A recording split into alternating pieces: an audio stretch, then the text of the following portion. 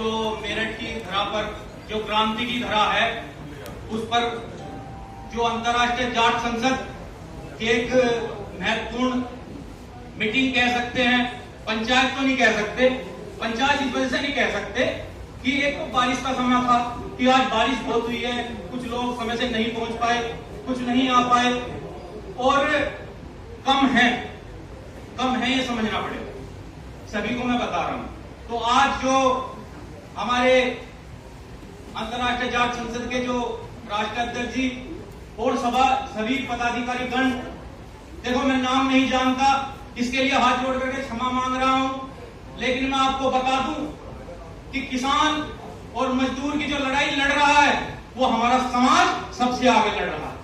आज के दौर में जहां सत्ताएं और भ्रष्टाचार का दौर है, लेकिन हमारे समाज की जो कुर्बानियां हैं वो सर्वोपरि है। हमारा जो इतिहास है वो रक्त से सना हुआ इतिहास है।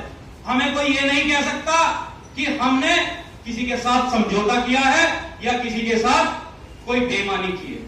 मेरे साथियों, मैं आपको बता देना चाहता हूं, आपके समाज का सबसे छोटा वो सिपाही हूं, लेकिन समाज की लड़ाई लड़ने की बात होगी तो जहां आपका पसीना होगा वहां मेरा खून होगा, ये सब मैं बता देना चाहता हूं। मेरे साथियों, मेरे बड़े बुजुर्ग बैठे हुए हैं, मैं ये भी बता देना चाहता हूं कि नौजवानों को आज के समय में आगे आने की जरूरत है और ये इस बात को ये उठाएं और ये नौजवानों को प्रेरित करें और कहें कि आज जो लड़ाई लड़ने का समय है और आने वाली जो नस्ल और फसल को बचाने का समय है, हमारे नौजवान बचाएंगे, कोई और बचाने वाला नहीं है। मैं आपको बता देना चाहता हूं, बड़े बड़े तमाम लोग हैं, राजनीति से ओतप्रोत हैं, लेकिन एक विडंबना है, एक समस्या है जो मुझे निरंतर खाई जाती है।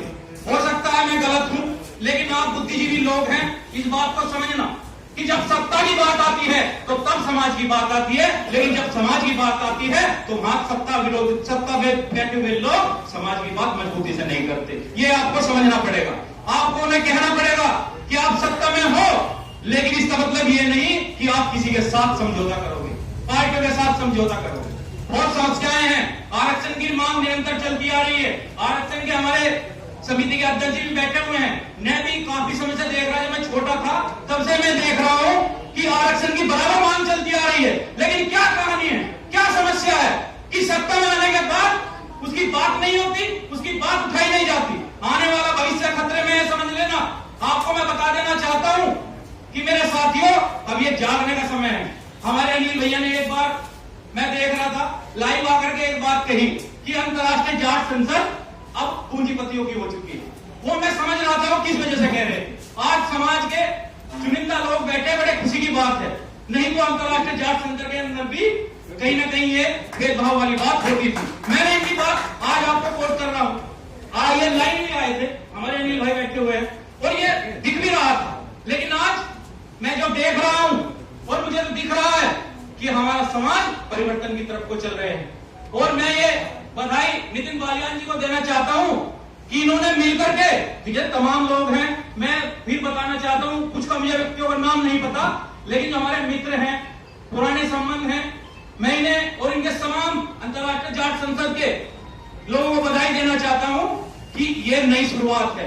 और ये शुरुआत मैं चाहता हूं कि जब अगली बार पंचायत हो तो ये लाखों का जलसा होना चाहिए, ये तमाम लोग बैठे नहीं होने चाहिए। मैं आपको बता देना चाहता हूं। और अपनी बात को खत्म करते हुए, चूंकि समय कम है और समय कम होते हुए सबको अपनी मर्यादा में बात करनी पड़ती है, मैं एक शेर के द्वारा बता देना चाहता हूं कि धमकी से डरा मत करो, राह में खतरे बहुत हैं, लेकिन ठहरता कौन है।